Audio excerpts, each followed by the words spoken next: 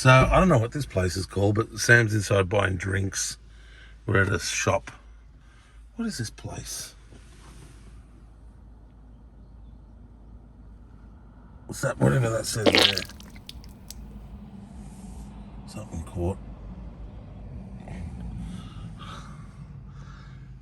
Baribine Court. So this is the suburb of Baribine, Caloundra. Yeah. So, fuck, it's a hot day. But the humidity's not so bad. So we've had it good this year with the humidity. It hasn't been too heavy at all. But, you know, Christmas is usually humid. Definitely February. Oh, God, it gets so humid in February. But I haven't mind. The winter this year was excellent. It was a nice cold one. And cold is like not fucking very cold here, shit. And then this spring has been really kind of mildish, yeah, because especially with the humidity. What's he got there? Oh, he bought chippies and drinkies and surprises. He's a good man, isn't he? Oh, Salto vinegar. Okay. And a Peppy Max. And a Peppy Max. Ooh, tall can. One special. All right, so this is Caloundra Landsborough Road in Caloundra. You never, Landsborough, I mean, there's a doggy park. No one in there today because of the rain. But, yeah, you don't speed here, mate. You don't speed anywhere, right? That's more advice. But you definitely don't speed here because they've always got plainclothes cars, cameras in the back. And in fact, on the way over here, what's that big one called? What's on the big highway up there? I don't know. Maybe that's called Caloundra Road. Yeah, maybe. This is Landsborough Caloundra Road. That one up there is Caloundra Road, I think. Anyway, there was a plainclothes guy pulling someone over for speeding, and he had flashing blue and red light. But I don't know. Look, you'd never pick it as a police car. It was like a Pajero or something, Yeah. like a 4-wheel drive kind of thing. But you know what it was? He had a ute with his load not covered. He didn't have a net. These days you got to have a net. Oh, is that what he was getting done for? Because the copper was sort of filming it as he walked up for whatever reason. But I would assume so. Maybe he was speeding as well. But Sorry to cut you off. There's a fucking root ute. Whoa. Oh, did you hear the engine? yeah, that was That sounded like sex. Like, get in here. I'm an animal. That was fucking awesome, bro. That was cool. Yeah, we got to get some of them.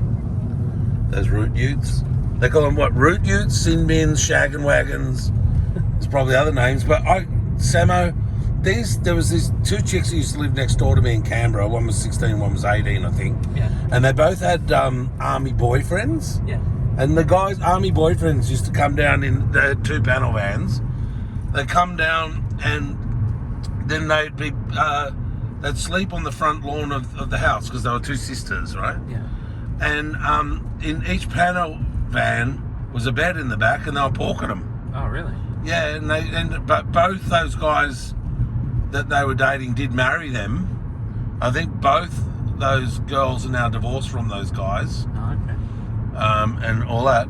But yeah, so back then you used to shag chicks in those cars, for real. Like you got your own portable shagging room, and like so they were coming down, and probably the mother was saying, "They're not staying in the house. This ain't a brothel," you know, all that.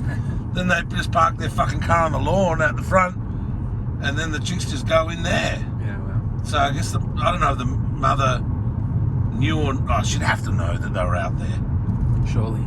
Because at 8 o'clock the next morning, they'd have it'd be hot, so summer, right? So they'd have the back, what do they call it, flap lifted up or back door or whatever it is. Yeah. But it's not vertical, it's horizontal, the back door on those things. Oh, okay. Yeah. And that'd be open, and then you'd see them lying under a cover, but there'd be 4 legs, 2 dudes and 2 chick legs in each car. Yeah. Oh yeah, oh man, Rebecca, which was the younger of the 2 chicks, used to babysit me, and and I used to get boners. She was so hot, dude. She was a hot blonde, as hot as they get, bro. But yeah, I wasn't the first. She was 15 when she used to babysit me when I was about 8, and yeah, by the time I was sort of in my early teens and actually shagging in that car, and I guess I wasn't going to get to porker at that point.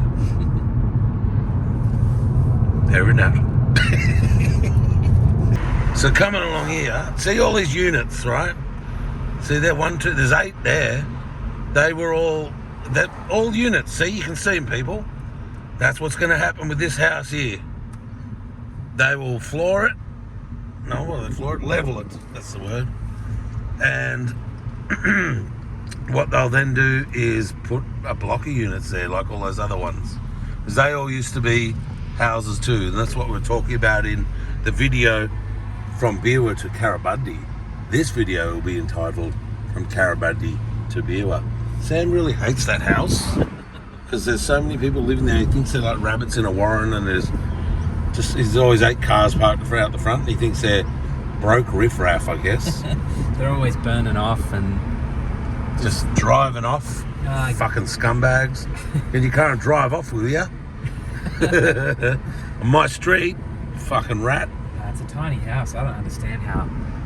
I don't know where they're all. Oh God, when I lived in public housing in Canberra in a unit, you'd be in a bed sitting and have 15 of them living in there, the gronks. That's also, they don't have to pay rent, so they got money left to buy fucking drugs. And the chicks would be turning tricks all day and selling drugs out of there. The whole time complaining to public housing that all the men in the building are harassing them so that they can get, you know, like they get put in a hotel then and then get put to the top of the trading list to get a bigger and better unit. Yeah. Oh God, they've got it all figured out, those houso ladies. Rats. That's the Beerwah Heights Manor. We're home, you scums.